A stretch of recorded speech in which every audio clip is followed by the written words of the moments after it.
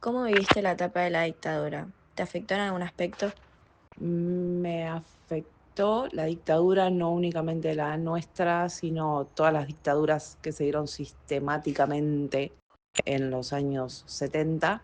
Nací en Lincoln, provincia de Buenos Aires, porque mis papás eran de Uruguay. En ese momento ellos militaban para el Frente Amplio, que hoy por hoy es gobierno, pero en ese momento era un partido que consideraban de centro izquierda, y justamente todas las dictaduras que se fueron dando en forma organizada y sistemática en Latinoamérica tenían que ver con, bueno, apagar esos focos, justamente. Entonces mis papás se tuvieron que venir a Argentina porque la dictadura en Uruguay fue previa a la dictadura aquí en Argentina, y no nos podíamos quedar en Capital Federal. Entonces, bueno, por eso nací en Lincoln.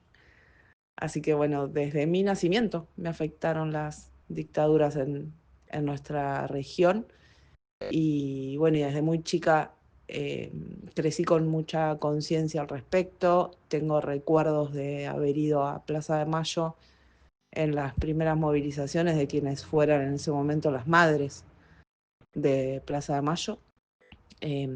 Recuerdo haber tenido que usar vincha, que no me gustaba, en el colegio. Yo usaba flequillo, pero era obligatorio en la dictadura tener la cara descubierta, entonces teníamos que ponernos vinchas o villitas o cuestiones. Medias tres cuartos, zapatos. En mi caso usaba guardapolvo porque en primaria fui al Cinco Esquinas, en secundaria fui al Lenguas, en los dos usé guardapolvo. Pero en la primaria, en los primeros años justamente, recuerdo, sí, la cuestión, tomábamos distancia, firmes y tomar distancia. Claro, todas prácticas muy ortodoxas. ¿Cómo se vivió en ese momento la llegada de la democracia con Alfonsín después de tantos años de dictadura? Como una fiesta, y también recuerdo la cercanía con la que lo viví, tanto cuando era chica como más grande.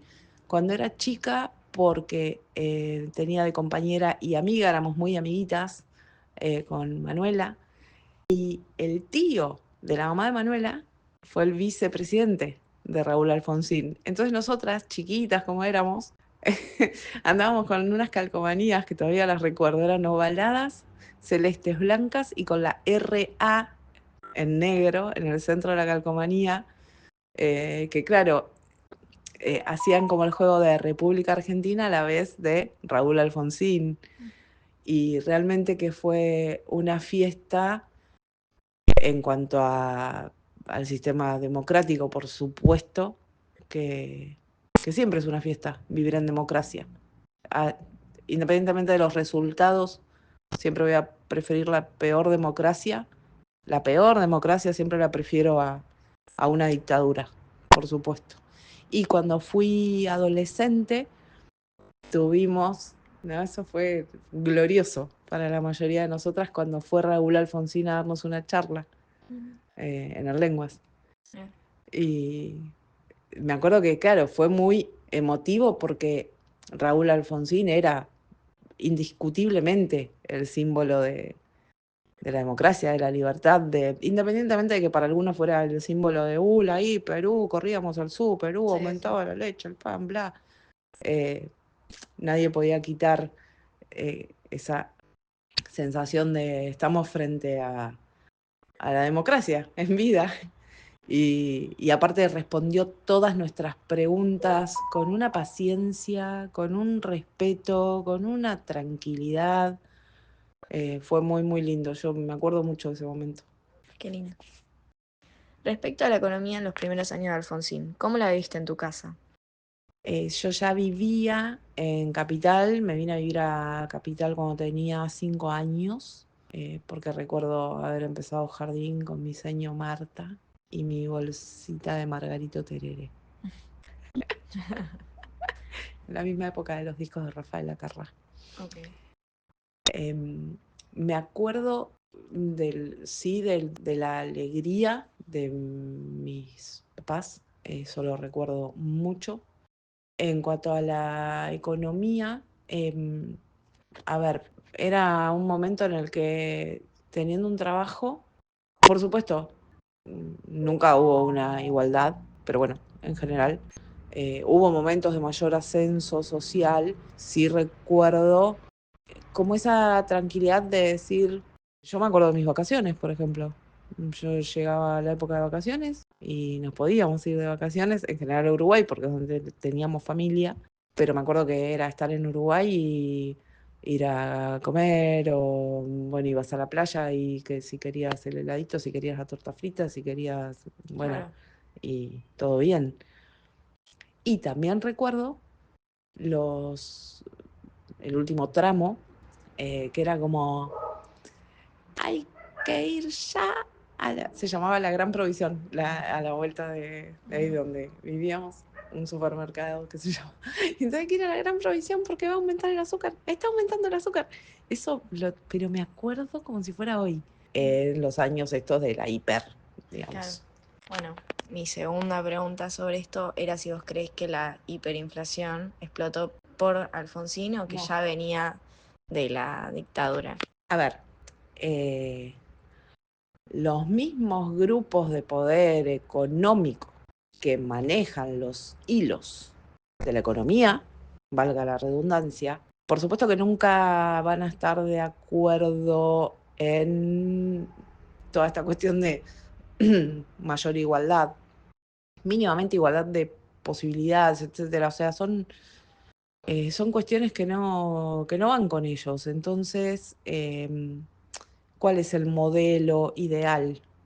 Un grupo muy pequeño concentrando el mayor poder económico que puedan concentrar y una gran masa de personas destinadas a trabajar para ellos en algún punto, aunque no directamente, pero sí, trabajar en función de que ese dinero no se toque, el de ellos.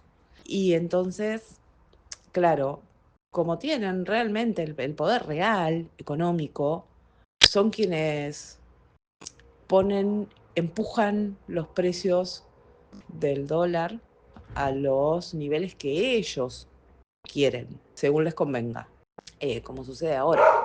No va por la ruta, yo voy camino a Córdoba y lo que veo a los costados muchas veces son kilómetros de chorizos blancos, esos son silobolsas de los campos, que como no les conviene liquidar en tal o cual momento, entonces lo guardan.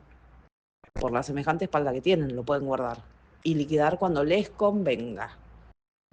Así es como empujan a que el dinero valga lo que a ellos les convenga que valga, según sople el viento. Teniendo todos esos mecanismos a favor, en realidad pueden generar lo que quieran. Hoy en día generan recesión. En ese momento generaron hiperinflación.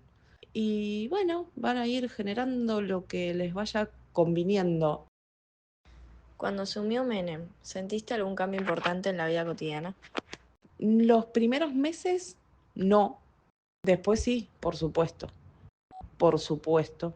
Porque a, tra a través de las privatizaciones, la comienzan las pérdidas en la economía individual y, y claro que hace mella en un montón de familias.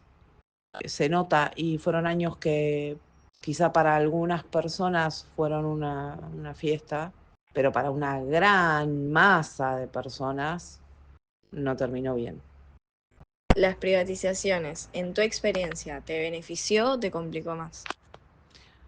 Las privatizaciones, en el caso de que beneficien, pueden beneficiar inicialmente. Supongamos con esta fantasía de, bueno, pero generan mano de obra, fuentes laborales, etcétera. Em, lo hacen en un principio y después una vez que todo ya está montado, listo. Eso lo vimos con Telefónica, lo vimos con Telecom. Bueno, Y después, claro, son además compañías que si bien se privatizan, ¿no? Uno entiende, bueno, van a ser privadas. Bueno, no, después resulta que necesitan subsidio estatal.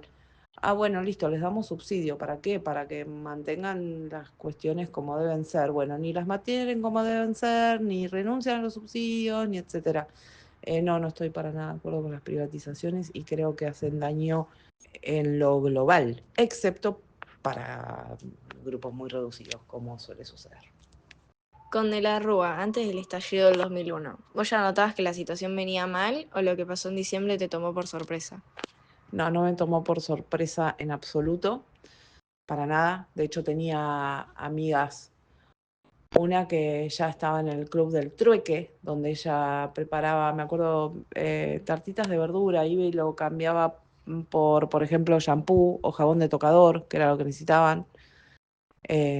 Otra amiga que finalmente tuvo que irse a vivir al exterior, em, que no me voy a olvidar más, un día que vinieron a casa y yo tenía la frutera en el centro de la mesa y, y el nene lo miró y le dijo, ma, banana. No, no me tomó por sorpresa en absoluto porque todo estaba siendo muy complicado. ¿Cómo viviste el corralito y las protestas de diciembre en el 2001?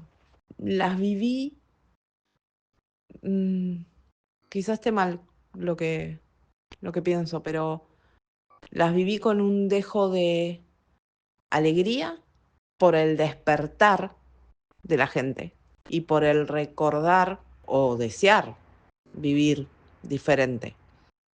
Y con la alegría de ver cómo podemos empatizar con el otro, porque llegó un momento que, eh, claro, cuando empieza a movilizarse todo el cordón de Avenida Rivadavia, digamos, clase media, porque habían tocado su bolsillo, el que estaba más abajo decía, pero claro, si estamos re mal. Y ahí se genera una empatía que hace que como sociedad nos demos cuenta de que no pertenecemos ni los de más abajo ni los del medio al grupo de poder económico real reducido que decide o pretende sobre el resto de la sociedad. Si tuvieras que comparar los gobiernos de Alfonsín, Menem y De la Rúa, ¿cuál te parece que fue el mejor y cuál fue el peor? El de Alfonsín, sin dudas, El mejor. el mejor. ¿Y el peor? Entonces vamos a darle. Y De es que esos tres. van cabeza a cabeza. El mejor fue el de Alfonsín y van cabeza a cabeza de la Rúa y Menem. Sí. ¿Y por qué? Porque Menem nos vendió a 2 pesos.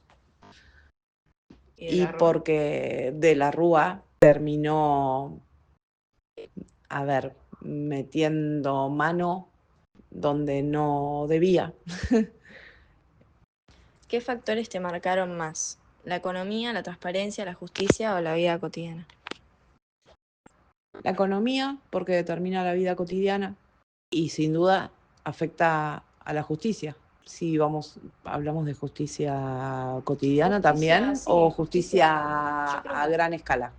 Porque si hablamos de justicia cotidiana y, por ejemplo, no sé, decir, bueno, hay inseguridad porque la justicia no trabaja como debería, yo creo que en definitiva la base vuelve a estar en la economía, porque a mayor pobreza, mayor inseguridad y es lineal.